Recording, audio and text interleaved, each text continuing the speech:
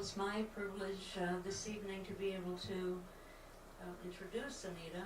And as I do that, I'm just going to give a extremely brief history here, but it was amazing or not, 27 years ago that a Twin Cities pastor called me and said, I met someone who needs a book written about her life. And so I got together with Anita and heard her story, and he was right. It deserved to go around the world. And about a year after that, the Tyndale Publishing House accepted the manuscript and literally put it in foreign languages, and it did go around the world. But you know, even way back then, I was aware that there was a post-World War II generation, of which I am one, who was, that era was just too long ago to even think about. And as we go on, decade by decade by decade, that situation becomes even more critical. That a very significant time in history is being forgotten. I'm referring to World War II, but more specifically to what happened to, well, 6 million Jews, but millions of others as well.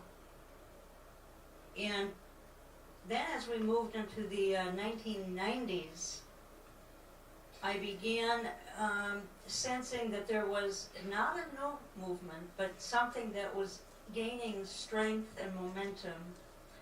And that is what is called the Holocaust denial movement. That it had always been around, but it was picking up steam and picking up steam. And it doesn't help to have the entire Arab world, led by Mahmoud Ahmadinejad, trumpeting and beating on the never-ending theme that this never happened, or others will say, well, maybe it happened, but the stories that abound are just totally exaggerated. So that's a second reason why this kind of a theme this evening, we just cannot forget it. Now, the London Sunday Times, I just picked this off the internet a couple of days ago. They say this, and I give them credit for reporting it. They say this week the UK removed the Holocaust from its school curriculum because it offended the Muslim population, which claims it never occurred. This is a frightening portent of the fear that is gripping the world and how easily each country is giving into it. And then they go on to say, now more than ever, with Iran among others claiming the Holocaust to be a myth, it is imperative to make sure the world never forgets. Well, that is why I chose to write the book Trapped in Hitler's Hell, now so many years ago. And I'm very thankful to a gal named Deborah Dombrowski from Lighthouse Trails, who just 2 years ago, I believe 2.5 years ago, got a hold of an older book and said that she felt it should be updated and have a better look. And then this evening has arranged for Anita to have her testimony taped. Which, by the way, I do have it on another DVD, The Holocaust, The Pain and the Praise, which was done about 5 years ago, so this is going to be just a little bit of an update. Anyway, that is a very brief history of what happened starting 27 years ago, and I can tell you that over the years, again, the book has traveled around the world. Between all the publishers, it sold somewhere between 50 and 100,000 copies. I can't be specific. And Anita, I know, has been privileged to travel all sorts of places and tell her amazing story. And it is amazing. And I'm not going to say any more because she's going to tell it all. So Anita, why don't you come on up and take over for the evening? And I believe there's afterwards there'll be a Q&A time. And then there'll be some fellowship time. And then the book is downstairs. Before I start out, I want to tip you off. I get very emotional. Typical old lady. I used to tell my mother that she should stop that because it was embarrassing. Now I have the problem myself. But a friend of mine always told me, don't feel bad, just tell people you have a wet spirit. So I hope you put up with my wet spirit. Before I start my testimony, I want to read from a couple of Bible verses that are very significant. This one has always been my guiding light from Romans 8:28. I know all of you know that probably, but I'll read it again. And we know that all things work together for good to them that love God, to them that are called according to his purpose. All things, my friends, even the most devastating moments of our life. And you know, you're going to see this verse popping up over and over again when I talk to you. The other one is very unique. It's not too well known. It's from Psalm 119, and it just jumped right into my face when I read it the other day. And it says, the psalmist says, "It is good for me that I have been afflicted, that I might learn thy statutes." That's so unlike us. We flee from affliction. We have all kinds of pills and things that we take to get away from them. And he says, it is good for me. And I echo that. I say too, it was good for me that I was afflicted. I had to pass through 12.5 years of the Nazi Holocaust, and I will admit that physically it has tremendously damaged me, and I've ended up with lots and lots of surgeries, still suffer from it.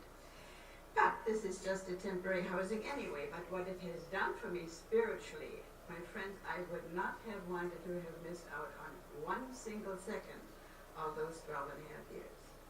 I know you probably think it's very odd when you hear my story, but for that, I praise the Lord. I was born in a very large city called Breslau, located in East Germany. It was close to the border of Poland. My mother came from a somewhat Orthodox Jewish background, but when she was 19, like so many of the other people at her age, she renounced her Jewish faith and joined the ranks of the intellectuals of her time. And she started to become very interested in astrology and an Eastern religion called Theosophy. My father, the pure-blooded German, referred to as the Krauts, he was a Gentile, and he was an atheist. Oh, proudly he would proclaim, "Alone I can." Oh, he didn't need God. Religion was for the weak. So since I am a mixture of a Jew and a Kraut, I consider myself a very kosher Kraut. We were very comfortably wealthy. We lived in a wonderful district outside the big city. And but since neither one of my parents believed, my older sister and I had absolutely no Christian nurture, but we didn't know what we were missing. We were so comfortably wealthy. And God had blessed me with a wonderful, agile body, and I used to love to dance around and twirl and sing and make merry. So my mother enrolled me in a ballet school, which was taught by a retired ballerina who in her younger years had been very famous. And she tested me, and she looked at me, and she says, "Girl, with your talent and your love for dancing, I'm going to make you into a famous ballerina. It's a wonderful life." And she told me all the perks that I experienced. And at the end, she said, "People will literally worship you." Well, at that age, I didn't know what she was talking about. But I just loved ballet. I lived it. I lived and breathed it. It was wonderful. Life was very easy for the first 5.5 years of my life, but then Hitler came to power, and the scene of my life began to change. Hitler had a grandiose idea. He was going to make Germany into a master race. He called them the Aryans, and he would purify the entire nation of all undesirables. And at the top of the list of the undesirables were the Jewish people. He hated the Jews with a passion. Everybody had to register, and you had to sign either you're Jew or you're an Aryan. I was a little both, so they put me over on the undesirable side. But later on, I was glad, because I said I'm glad rather be the persecuted than the persecutor. Things began to be very tough as time passed on, and what was the toughest was that my father left us. It was too difficult for him. He had a prestigious job, and he didn't want to be married to a Jew. Also, he had once belonged to the Social Democratic Party, which was Hitler's arch enemy. And so they had 2 strikes against him. And when he left us, my friends, that wonderful life of earthly splendor came to a sudden halt. And literally overnight, my oldest sister, my mother, and I were transferred into the most devastating poverty you can imagine. A poverty so great, it's hard for me to understand how she could cope with it, especially since she didn't know the Lord. Well, when I started school, things were more difficult because since all the copies of the forms that we filled out were sent to the schools, the teachers quickly knew who the undesirables were, and sometimes that rubbed off on the kids too. First grade wasn't too bad. My teacher was very nice. He was tall, dark, and handsome, and I had a mad crush on him. But second, third, and fourth grade was horrible. My Fräulein Kinzel, she was a super Nazi, and she used every opportunity to degrade me, to lower my grades, to humiliate me. Life was really tough. I remember coming home one time, and little Aryan boys followed me, beat me up, called me Jubret. That was the favorite word. And then I remember a time when I was sitting outside, minding my own business, just waiting for a playmate to come out, and 6 other girls would come. And they surrounded me and beat me up, called me Jubrat. And when they beat me up and I cried, they laughed, and then they shook their fist at me and they said, "Go home, Jubrat, and remember, if you ever think so much as to hit anybody back, we're going to see to it that you and your mother go to prison." And they could have done so because Hitler not only encouraged, but he demanded of the youngest of the young to even turn their own parents into the Gestapo if the kids heard any kind of anti-sentiment against the Nazis. I have to take a swig. It's just water.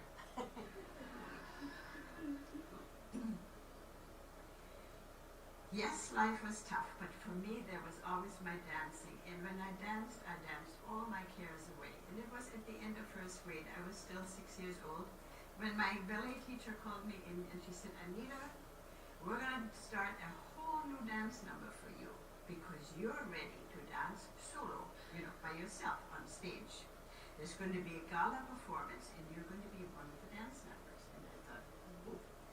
So we practiced, and when the day came and it was my turn to go on stage, I was terrified when I saw this huge audience all focusing on me.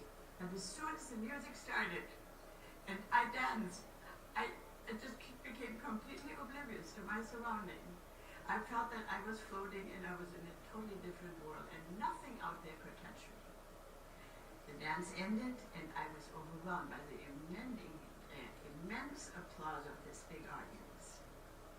Oh, my teacher was very proud of me too, and I knew then that was the beginning of that wonderful life that my teacher had predicted for me. I remember that night when I went to sleep, I was deliriously happy and I was dreaming of wonderful things to come. But the next morning, reality struck. My mother had found a newspaper someplace, and there on the front page was a big article telling about the different dance numbers. And when they came to mine, they said the dance was superbly performed by young Anita Dittmann, far above her age level. But the German people no longer wished to be entertained by a Jew. And in addition, because of our poverty, all the funds had run out, and there was no money left for ballet lessons. And right before my eyes, I saw all my hopes and dreams crumbling into 1,000 pieces. I thought my whole world was falling apart. But my mother taught me early in life. She said, when trouble strikes, don't get swallowed up with self-pity. Well, needless to say, my tears dried, and life passed on. It was 2 weeks later that my friends who lived upstairs, I'm not mentioning any denomination, that my friends who lived upstairs invited me to their church on a wonderful Sunday morning. And as I went in there, I had never been inside a church, I had never really heard a lot about Jesus. I wasn't really looking for him. But as I sat down and I watched this rays of the morning sun illuminating the stained glass windows, I became totally transfixed looking at it. And these windows depicted Christ's birth, life, death, and resurrection. It was as though Christ stepped out of those windows, and he has walked with me ever since. He came into my heart, and I was so thrilled. I was excited, and I felt a security inside of me that I had never known before. I raced home with my friends. I wanted to share that with my older sister and my mother, but when I got there and told them about it, they just shrugged it off like a childish fantasy. Oh, my heart just ached. I attended more services with my friends, and I learned to pray, and I started to pray for my mother and my older sister. Pretty soon, we not only had heard about the Gestapo and the SS and the brown shirts, we had seen people marching on the street, men, women, and children dressed in uniform, waving the Nazi flag, and out of all the Aryan windows, the Nazi flag was flying. But then we learned a new word, concentration camp. We had heard about it, Auschwitz, Buchenwald, Treblinka, Dachau, and so forth. Life became more insecure. Our poverty became more stringent, and the persecution of the Jews became escalated on a daily basis. It was now almost the beginning of 1938. I was ready to go to fifth grade, which is high school in Germany. I had to pass several stiff entrance examinations. I passed them well. I prayed a lot. And I was very blessed to go to parochial school, where I was treated like a human being, where I was kindly and gently approached, no humiliations, nothing. And most of the kids weren't in the Hitler Youth Group movement yet. It was wonderful. It was like an oasis. And during that year, we were introduced to a pastor from an inner city church who belonged to a confessional movement like Dietrich Bonhoeffer and Niemöller that was very much under persecution by Adolf Hitler. And because of his not selling out to the Nazis, as so many churches did, he was already on the blacklist of the local Gestapo. But then to reach out to the Jews, he had a love for the Jews. And he invited us to his church, and there were many others that came to the church. He didn't force us, but after a few months of Bible study and church, my mother accepted Christ in her life. And so did some of the others. It was the greatest day for me. I tell you, I get very, very emotional because it was so wonderful. At last, after many years, she could understand how I felt. And she used to say to me, how can I be so blind? How could I be so stupid? You accepted him as a little child. I said, don't look back. Just be thankful. You got him now. My sister never accepted Christ in her life. She just pretended on the surface. We got a notification from the Gestapo that we have to leave our very meager but clean little living quarters in the outskirts of the city and move into the inner city Jewish ghetto, a horrible place, a 200-year-old brownstone building with about, I think, 3 or 4 stories. 4 families, my friends, shared one apartment, each family residing in one room. We shared a small bathroom, a small kitchen. It could have been very chaotic, but we learned to accept each other's schedules and needs. But what was horrible, this was now the beginning of 1939. We had already passed through the November 8th, 1938 Kristallnacht, the burning of the synagogues, and people being dragged, old men were being dragged out by their beards and hauled off into concentration camps. Some returned, some didn't. So now, this is what was looming above us. We were so concerned that any day there could be that knock at the front door that was always followed up, and the door would be open by two men in SS uniform marching in, grabbing either one person out of the family or an entire family, and they were literally hauled away like cattle to the slaughter. Oh, how we prayed that the Lord would watch over us, and one morning our pastor surprised us. He told us that he had already gotten the ball rolling and got in touch with an organization in Berlin that would help the three of us to go to England. And he said they're really working at it now, and we should soon hear from them. Oh, we prayed that the Lord would hasten, that the visa would come, and we had to raise some of the money, but our pastor was promising us to help us too. The church would, and also the organization would help some monetarily. Well, lo and behold, it was summer vacation for me, and the mailman brought the big envelope from England, and in it we thought were our 3 visas, but it was only my sister's visa. But we were reassured by the organization that pretty soon our visas would be coming too. On August 31st, we escorted my sister to the railroad station, where she began her journey by train over the border into Holland, and then by boat to England. And we promised her that any day we would be reunited with her. But you know what? That day never came for my mother and me, because the next day, September 1st, 1939, all the borders were closed to any kind of traffic that would go out of the country, nor was any foreign mail allowed into the country. And with that, my friends, my mother's visas and mine were lost, and we were literally trapped in Hitler's hell. And to top it off, Hitler had closed all the parochial schools, and I had to go back to the state schools where I would face renewed persecution. However, you see, I was glad to get an education, and there were a couple of teachers that were nice, and I got a couple of friends that were very kind to me. But this didn't last very long either. Because when I was 15 years old, the principal of my school walked into my classroom and said, "Dittmann, pack up all your things, come out in the hall, and I have something to show you."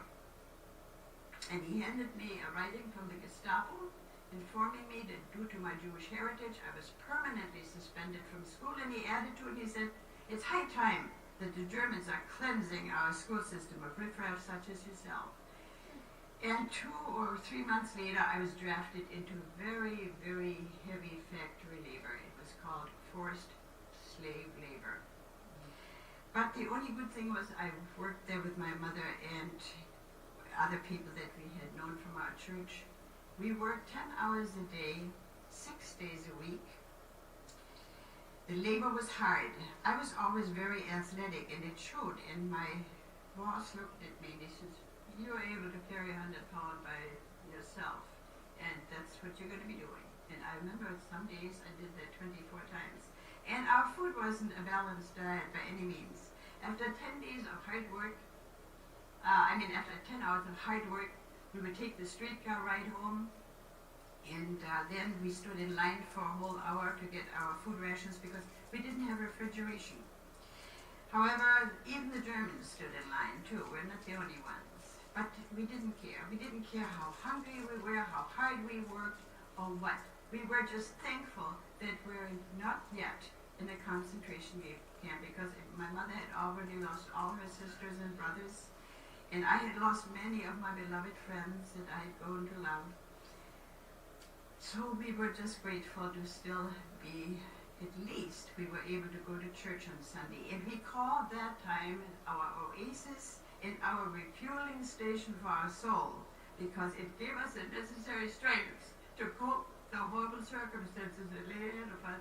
And our pastor told us one day, they said, "Hilda and Anita, even if a death camp is going to be the ultimate for you, remember, death is but the door to eternal life." And we hung on to that.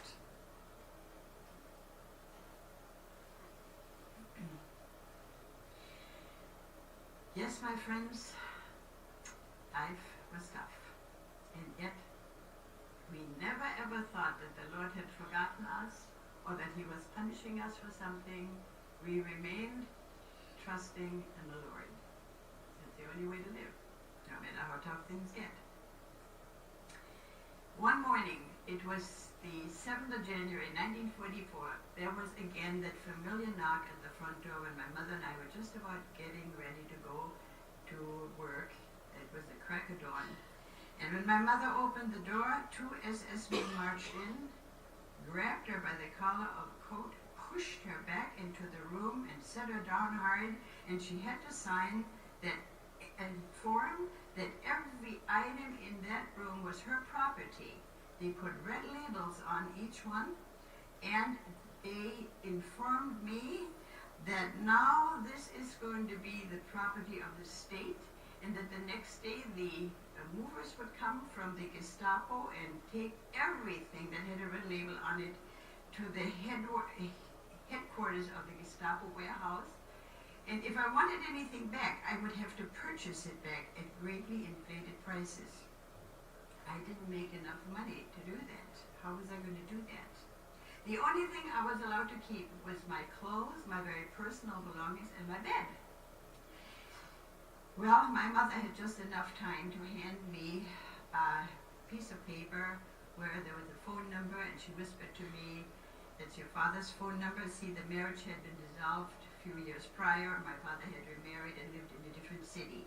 And she whispered to me, "You call him and I think he'll help you." And he did come the next day and he helped me to keep the things. At first I didn't know where they had taken my mother, and when I found out that she was taken to Theresienstadt in Czechoslovakia, and oddly enough, almost unheard of, they were allowed to receive some food packages occasionally. Well, I didn't know how could I afford to feed her and me at the same time. And I wasn't rich enough to buy food on the black market as some of the rich people could do. But I also remembered, and I want you young kids to listen very carefully what I have to say.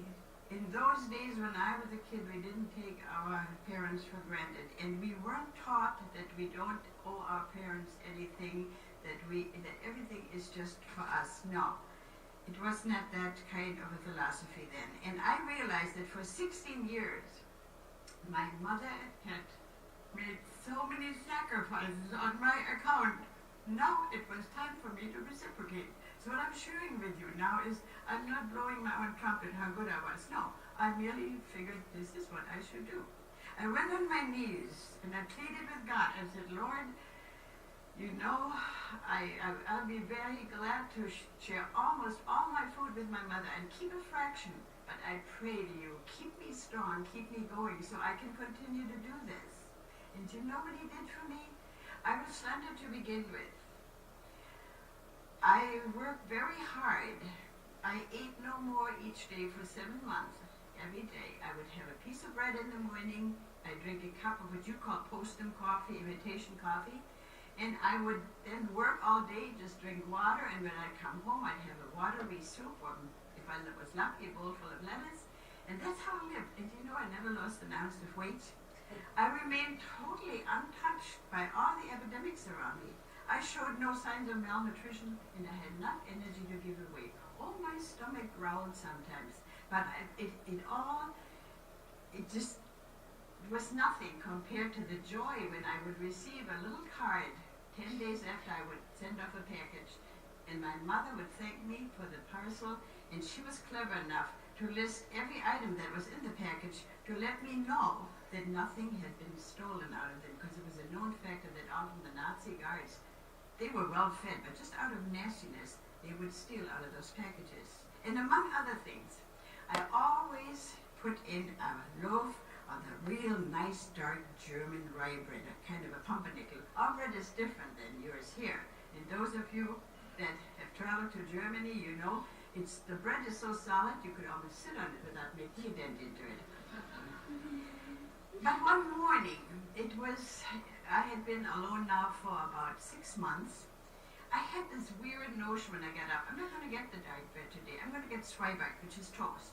And I got a big package, and I wrapped it up with all the other food, and I couldn't figure out, why am I doing it? Is the starvation getting to my brain? Am I going crazy? What's going on?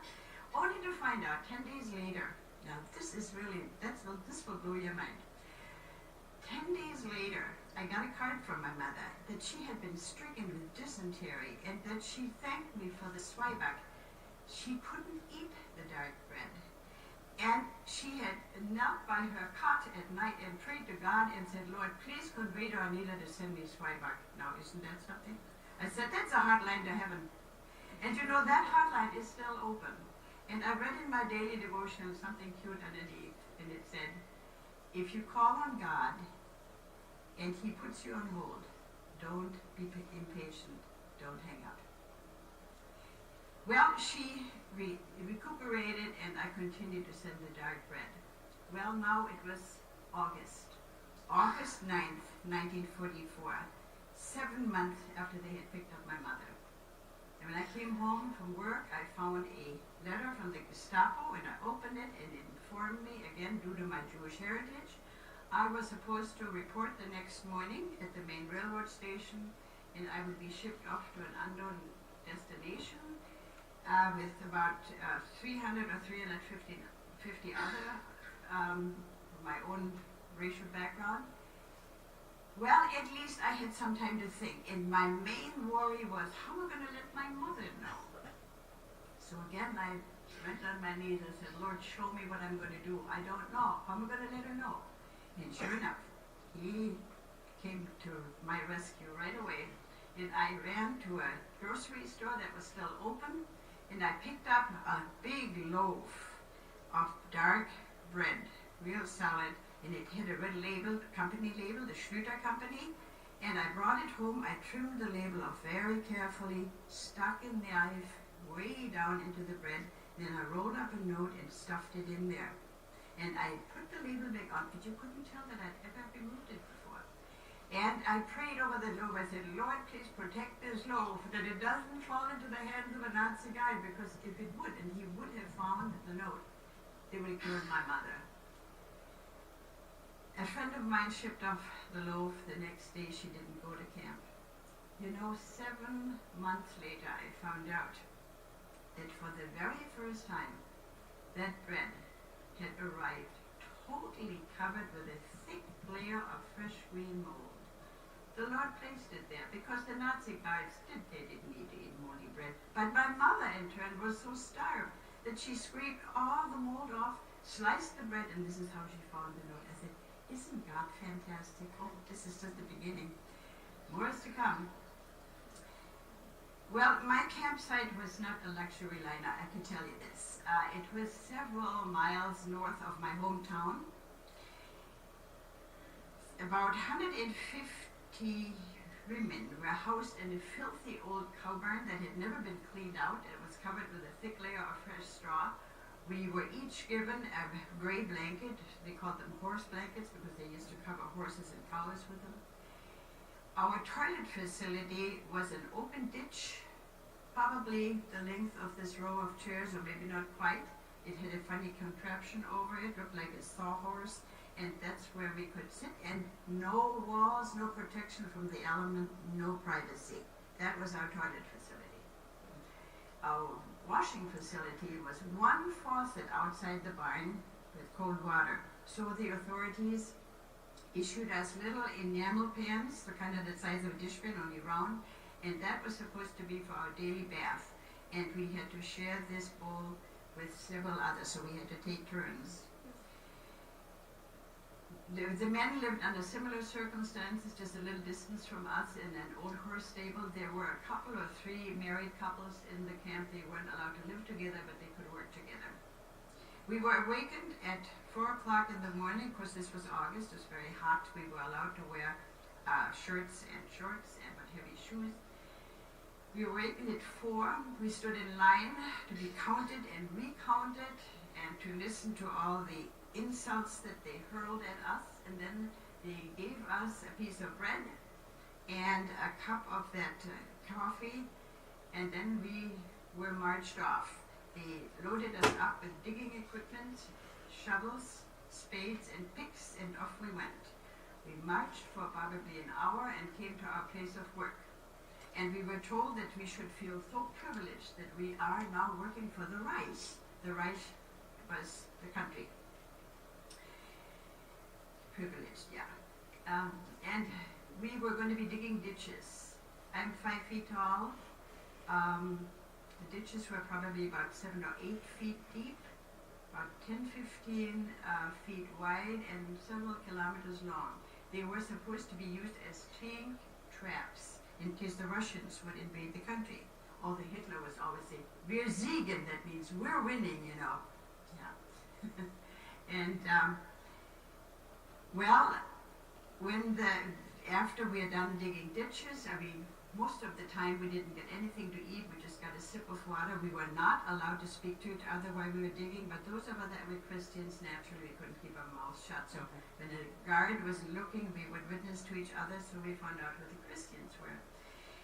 After 8 to 10 hours of hard work, we marched home with our digging equipment, and then we stood in line for a whole hour or longer to get our watery soup.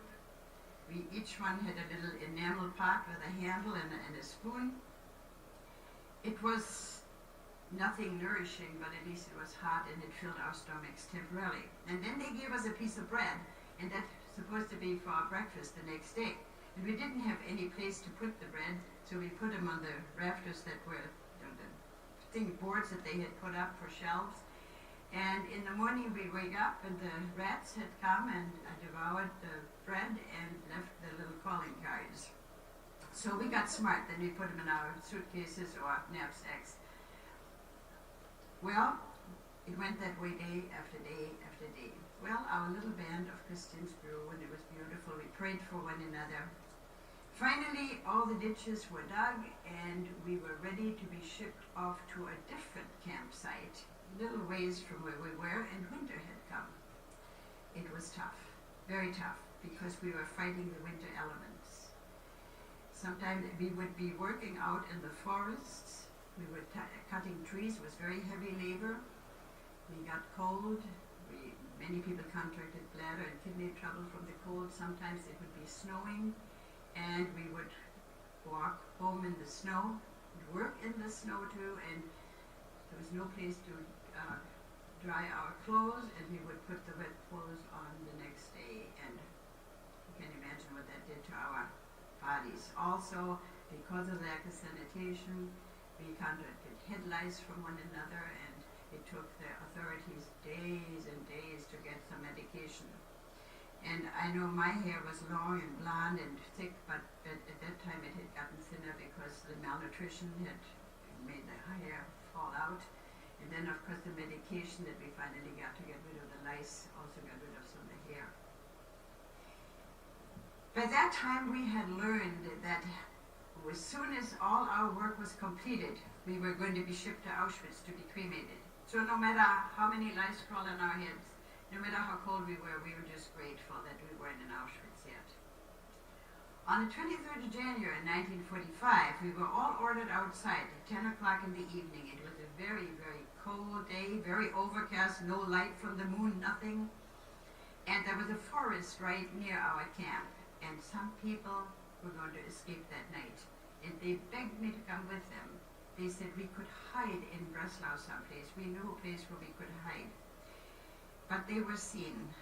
They didn't think they were going to be seen. And I found out after the war that all of them had been killed because our Nazi guards radioed the Gestapo in my hometown, and they were on the alert to wait at the railroad station, and they were caught and killed. Many of my friends were among them. And if it hadn't been for a good friend in my camp that kept my girlfriend and me from joining them, I wouldn't be here to tell you about it. We marched and we marched and we marched that night. I thought there were no marches to death. Well, they found a new camp for us, and new hard labor. Ridiculous labor, but very, very hard. My shoes had worn out, and I was issued a pair of shoes with a wooden sole and very rough tops, and we no longer could wash our bodies, nor could we wash our clothes, and my black wool socks were filled with dirt, and I had rubbed a blister on my heel from the rubbing of these very, very hard, stiff shoes. And we didn't even have Band-Aids, so dirt got in, and pretty soon I started to feel feverish. The lymph glands in my groin started swelling, and my foot started turning color, and I knew I had wild infection. But I couldn't even permit myself to limp. Because if the Nazis, the guards would have seen that I was limping, they would have known that I'm not fit to work. And the Nazi mentality was, if you aren't fit to work, kill him. Either torture them to death or kill them on the spot. And even though I knew my ultimate destination would be Auschwitz, there was that hope inside that I might live. Well, it worked. The hope worked. We were marching to work one day. It was, to be exact, the 10th of February, 1945. We saw the villagers fleeing, and they were in a hurry. They were running. The wagons were piled high, pulled by horses, piled high with their belongings. Their livestock was tied behind it. It was just utter chaos. And we stopped out of the line one time and we asked somebody, they said, the Russians are coming. They're so immensely close. Haven't you noticed there's a roaring in the distance? Yeah, we had heard that. We didn't know what it was all about. We had no newspapers, no radio. And sure enough, the evening sky was lit up at the horizon, bright red. We could smell it. We could feel the vibrations beneath us, and we could hear the roaring, and it was coming closer. That night, the women's camp was locked up so tight that nobody would have been able to escape. And there were 5 of us girls that had grown very close to each other and close to each other through Christ. We loved him.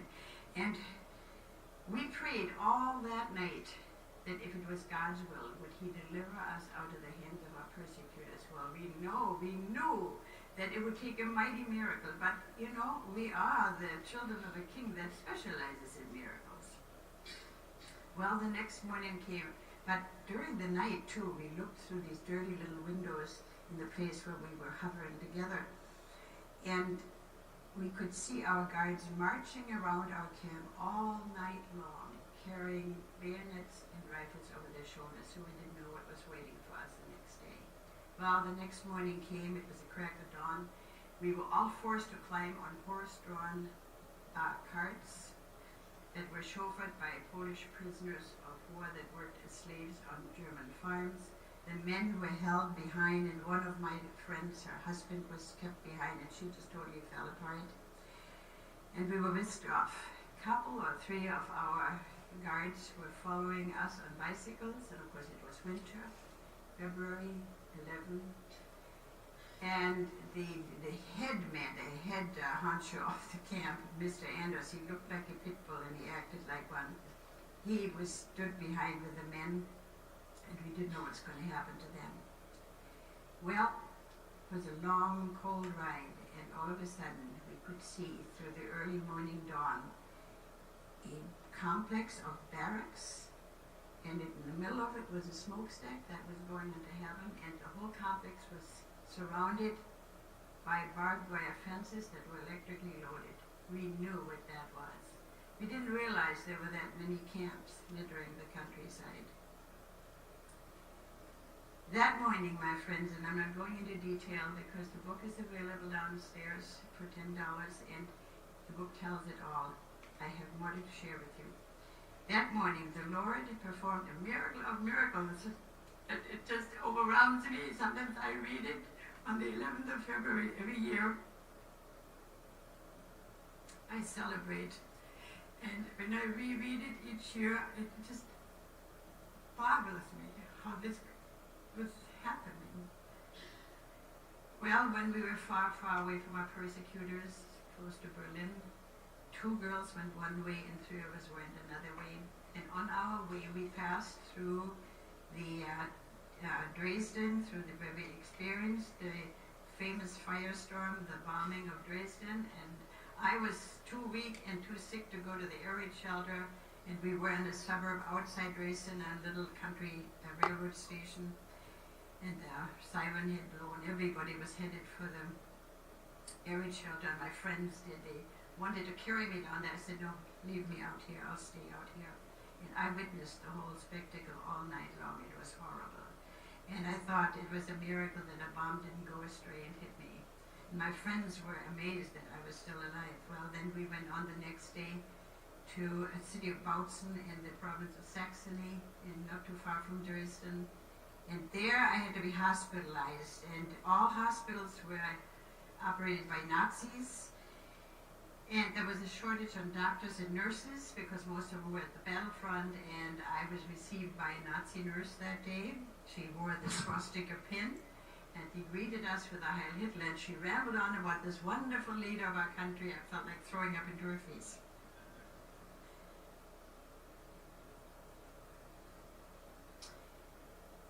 I had one thing going for myself. I had naturally blonde hair. I looked like a typical Aryan girl. I looked like my father's side of the family. They were all blondes. And nobody would have guessed I had an ounce of Jewish blood in my veins. I was proud of my Jewishness, but for once it did help.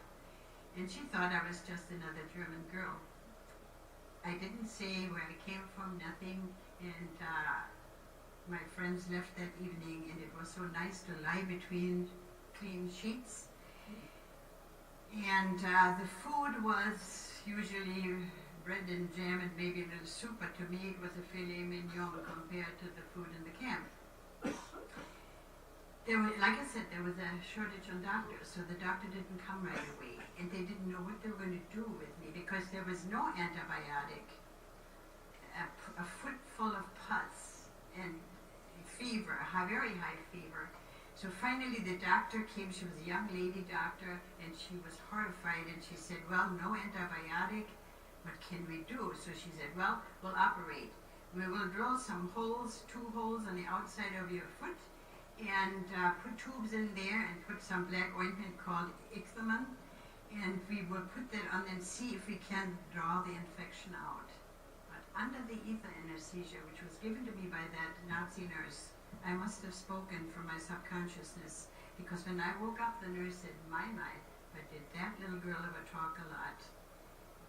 And sure enough, her attitude toward me changed. She was no longer kind, she became sadistic, and as I said, you see, there was a medal for every Nazi that killed a Jew, and she took that upon herself. So here, I was at the mercy of a Nazi nurse that wanted to kill me, no antibiotic.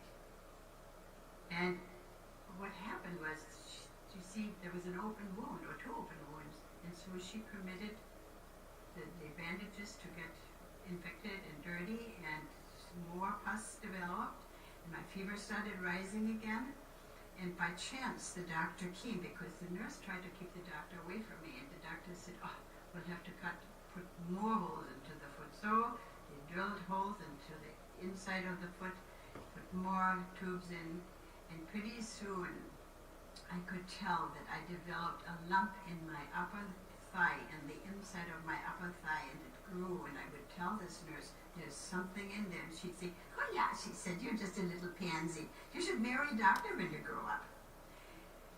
And I knew what she was trying to do. Here was at the mercy of her. Well, she tried to keep the doctor away, but finally the doctor came, and she was horrified when she saw this. So evidently the doctor was not a Nazi, or she would have let me die.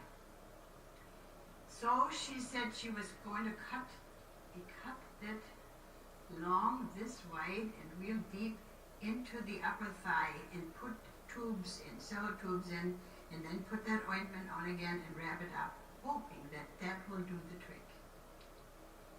Well, now what I'm going to tell you is going to gross you out, because I hope you've digested your meal. Because it's ugly, and when I tell this in school, the kids sometimes look kind of blank when I talk about a bedpan. They don't know what that is. But anyway, she gave me an enema. She saw the open wound so close, you see, and she would give me an enema and leave me there on the bedpan for 2 hours, and all the feces and all the urine ran into that open wound, into the tubes, and caused more of an infection. And pretty soon, another lump formed in my thigh, and my fever was rising over 104. I was somewhat delirious, but the Lord always kept me tuned to what was going on. Well, my girlfriend came again, and she saw this, and so by night, she went to the young doctor's apartment, and she pleaded with her to come and see me, and the doctor said, what? She said, the nurse kept telling me that your friend is doing well, that she's getting well. Yeah, she said, I believe that she did, but it's not true. She's just keeping you away. And the doctor had to be very careful what she was doing. But she found a way to reroute the nurse into another department at the hospital where she said you were badly needed, to keep her away from me. And this time she consulted another doctor. And so they enlarged that cut at the top of the inside of my thigh, and then they cut another one above the knee. And the little one was like this, and the other one like that, and this long and real deep. And then they dug a passage underneath with a special new instrument. And they gave me very little hope that they could let me keep my leg, because they said they're digging that close to a main artery. And if they would slip up, my leg would have to come up right by the groin. And I was 17, and for sheer vanity, I wasn't too crazy about that idea. But also I came to realize, Lord, I said, how could I outrun the Nazis or the Germans if I had to? How could I ever find my mother again? But God remained faithful. And the next day, the nurse that would give me the ether was gone, and another nurse who didn't know anything about me gave me the anesthesia. And they always gave me just enough to put me slightly under. I couldn't feel too much, but I could hear things. And I woke up on the operating table, and they were bandaging my leg. And I couldn't believe it that I still had my leg. You can imagine the pain, but I thought they were phantom pains. But no, I had my leg, and I just praised the Lord silently. I couldn't believe that He was that merciful to me, a sinful human being. Oh, He is so good to us, naughty children. Sometimes it's great. Anyway, I thank the Lord. And there were no aspirin. I had to endure the pain, but I'm very blessed with a very high pain threshold. God knew what He was doing. At one point, when I was recuperating finally, I still had all the tubes in there. My friend asked me to remove my bandage, and they had crepe paper bandages, and she saw this. She said, how can God do this to you? Doesn't He know how much you love Him? I said, hey, don't blame the Lord. It's people's doing. I said, God never makes a mistake. I guarantee you someday those wounds are going to be my protection. And I reminded her of Romans 8:28. All things work together for good. I said to her, all things. And I know these wounds are going to be my protection someday. And she thought I was crazy. Well, after 6 weeks flat on my back, I still had the tubes in it, but I was allowed to get up and walk. Well, I had no crutches. I had no cane. My friend steadied me, helped me to walk again, and I walked with help. I had lost my equilibrium. I lost all my muscle. I had to start walking all over again like a little baby. I worked feverishly. On the 4th day, the sirens howled. All the patients were taken to the air raid shelter. A fierce battle had started. The Russians were coming to town. It was horrible. We were very crowded. 3, 4 people in one bed, and men, women, and children all in one room. And pretty soon the Russians had captured the town, and they came in. They took our food that was in the next room. They took our kerosene lamps. They just left us little candles, and they started raping women. And at one point they pulled me off my cot. There were 2 Russian soldiers in leather coats and heavy boots, reminded me of the Gestapo. They picked me up, threw me on a mattress, ripped off all my clothes, and I was laying there with them staring at me, and I knew what they were going to do to me. I was one of those wacky 17-year-old girls that had hardly ever even kissed a guy, let alone to have that happen, and inwardly I just prayed for God's mercy. And everyone was looking on. It was just like a scene out of hell. And when they saw my big bandage that was slightly bloodstained, they thought maybe I was faking, and they called a student nurse to unwrap it. And do you know when she unwrapped that last bit of that bandage, the pus squirted out like a geyser out of those wood, and I grossed these guys out so much, they took off and ran.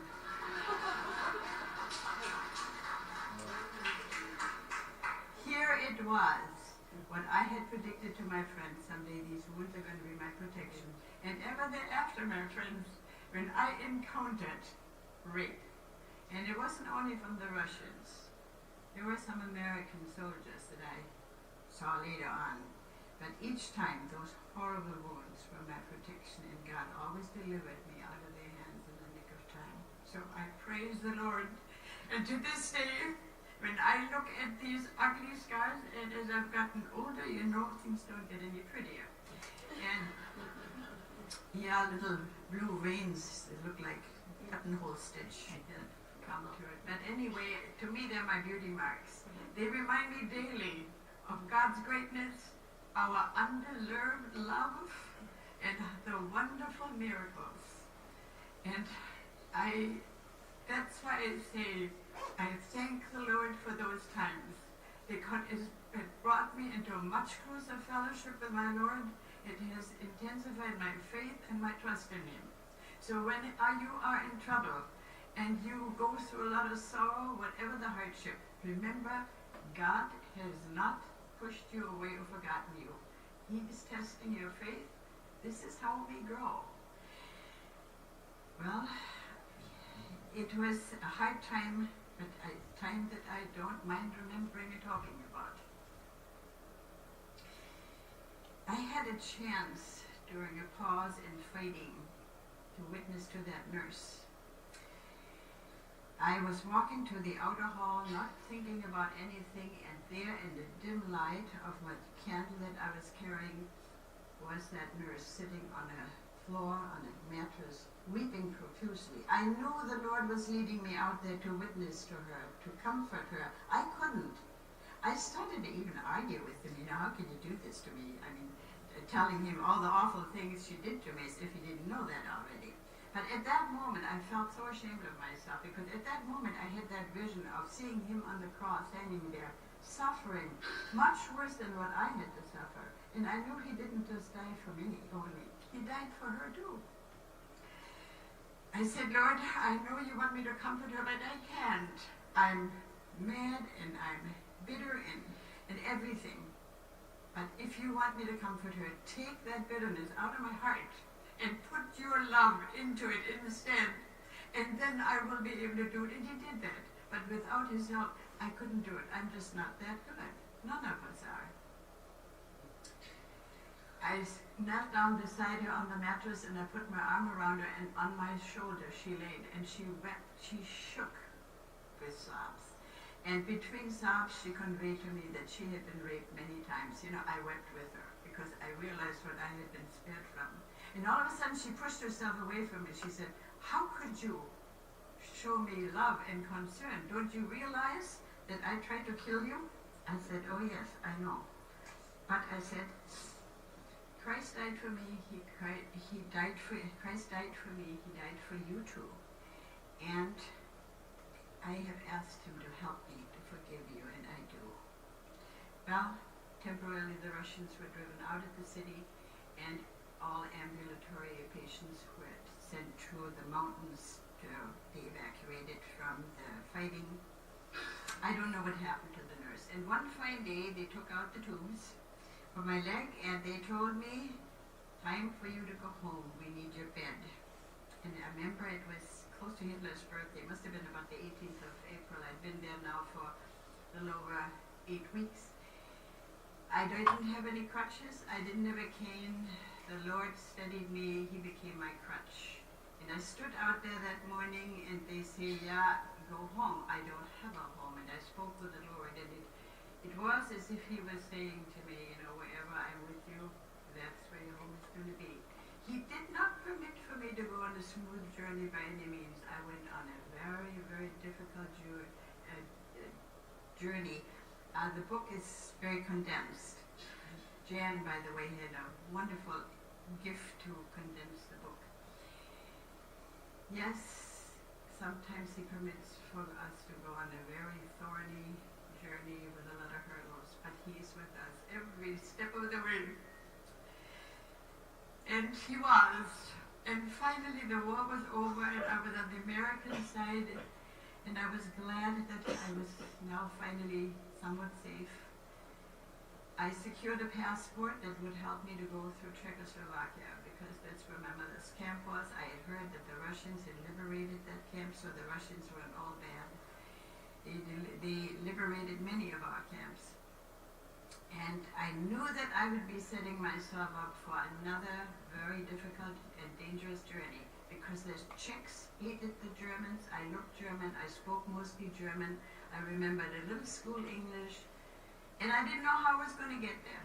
So again, one morning with a passport in my pant pockets, all I had left was what I had on my body and what I had in my pant pockets. Everything else was gone. All over, all the times, in camp, out of camp, my journeys. There was always somebody that had less than I did. I had 2 pairs of socks, and God prompted me to give away 1 pair, and so forth, until I was stripped down to just what I had on my body, a pajama top and a pair of ski pants. Not exactly Dior fashion. I set out that morning on the 6th of June, months after the liberation, and I said, I don't know, Lord, you show the way, you take me. Somebody advised me, they said, well, just pretend to be a deaf mute, and my friends who know me well, they know that for me to pretend to be a deaf mute, that would take another miracle. One of my friends is sitting right over there. One of my German friends, not she, but another one, calls me a Schnattergans. Somebody that knows German knows what it means. Well, God helped me. I hitchhiked, and when I was on the last stretch of my journey, I was on a little train, and I was sitting in a rather dark train compartment, and all of a sudden, I felt behind me a man's hand on my shoulder, and he talked to me, which I presumed was Czech, and then he came around, sat down with me, and in the dim light he stared at me and saw my blonde hair, and he said, Niemitz, which means German, but not a very complimentary term. And I shook my head and I said, no, I'm not. And I said that in English. Oh, he said, Amerikanski? Well, I thought if he knows English, he'll find out I'm not Amerikanski at all. And then I had just enough time to show him my passport, which stated in 3 different languages, Czech, Russian, and English, that I was a victim of Nazism, that I had been incarcerated and was en route to Theresienstadt.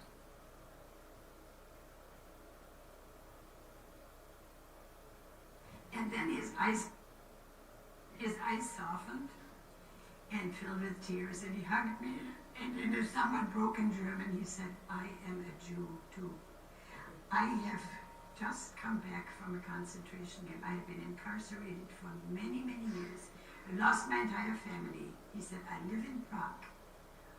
I will walk with you, I will talk for you, and I will try to help you to find a train to Theresienstadt or something.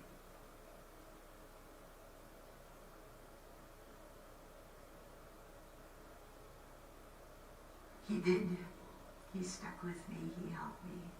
And then he introduced me to a young Czech police officer with a jeep, gave him money, gave me some money, and there was a small crowd of people.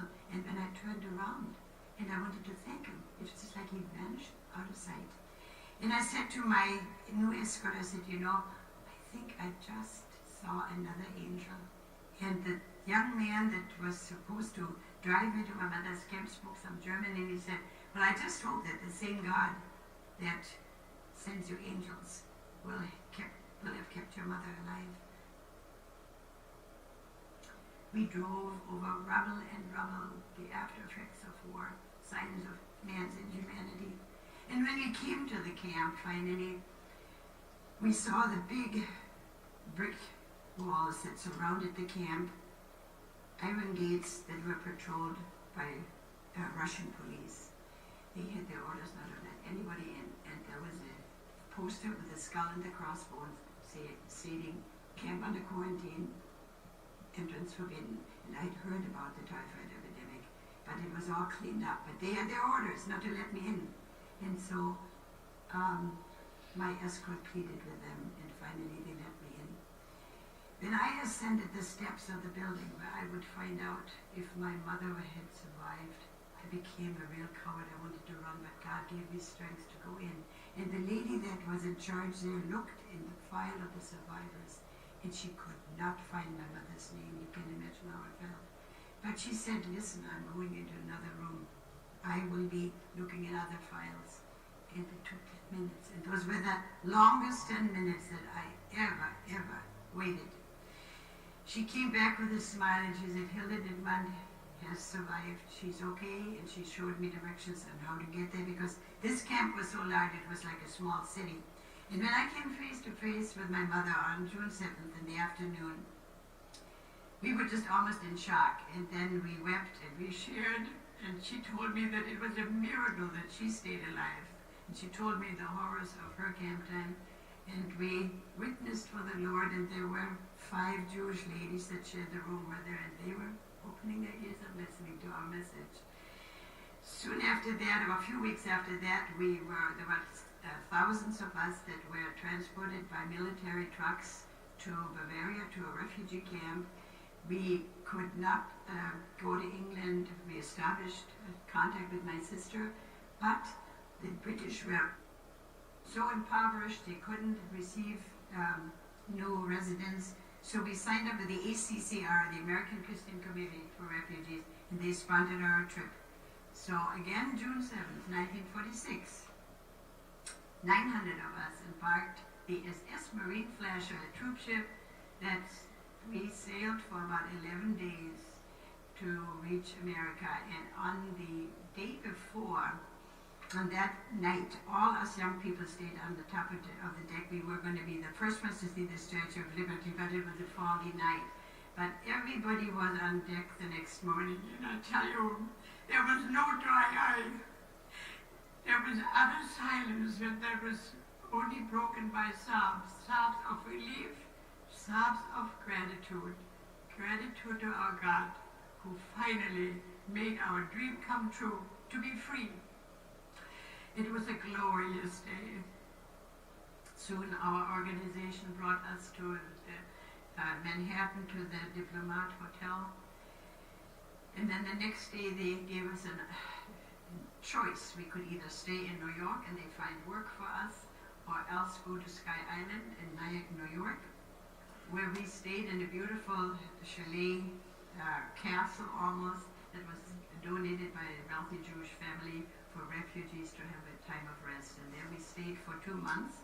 And then our organization consented that there was a family there that took us under their wings, a widow with their 3 grown children. And they brought us to the Middle West, to Iowa, where I had a chance to go to school, to go to college. And ultimately, later on, I became a teacher. I got married. I had 2 children, a boy and a girl. I put my application in early, so I got 1 of each. And they both live in the Twin Cities. In fact, I'm here also to celebrate my daughter's birthday and my son's daughter's birthday, my oldest granddaughter, who will get married in, I think it was the 15th of December. So that is the end of my story. And thank you. You've been a wonderful audience. Nobody slept. Thank you for your attentiveness and for your response. And God bless you, and I hope you all have a safe journey home. I don't know if we have time for the Schnattergans talked a long time, I'm afraid.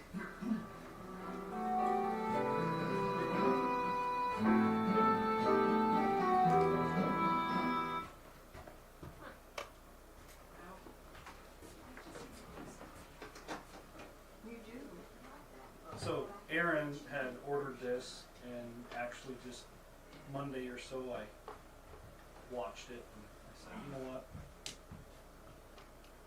To be honest, on last Sunday, that's what I was trying to communicate to everyone. That, you know, yeah, yes, God does care. She lost everything, but yet, did she? And I also think of Job. All the things that he lost, but yet God was faithful in it all.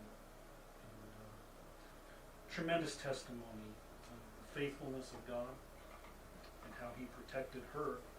Now, I'll say this, Were there other Christians that died? Yeah, sure.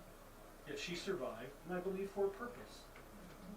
Because of that, her testimony and the faithfulness of God and sharing Him. What a tremendous testimony. And to be very honest for me, what a blessing it is to hear that. And could it happen here in America?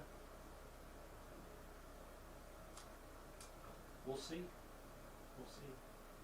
And I think we need to, as not just this church, but churches all over America, we need to realize a lot of things that are going on in this world, but yet God will stay faithful in it all. No matter what happens, He'll stay faithful. Let's just close in prayer. Father in heaven, we thank You for this testimony. And Lord, we just pray that in our lives, that we would realize that, Lord, You care. You're faithful. And Lord, that we don't need to give up on those that we know that are lost. But we need to pray for them too, that they might be saved. And Lord, with this testimony, we just give You all the honor, we give You all the glory, and we do pray these things in Jesus Christ's name.